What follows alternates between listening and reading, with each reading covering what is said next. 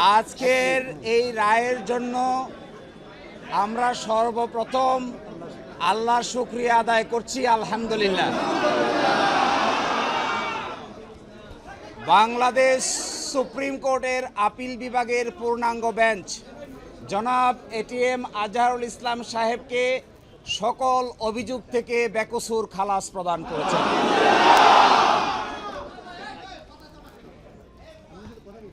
আজকে থেকে, এখন থেকে জামায়াতে ইসলামীর সাবেক ভারপ্রাপ্ত সেক্রেটারি জেনারেল জনাব ATM Azharul Islam is an innocent man.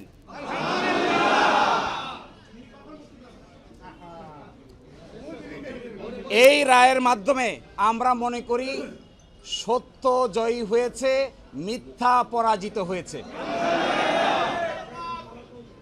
Truth prevailed and falsehood defeated.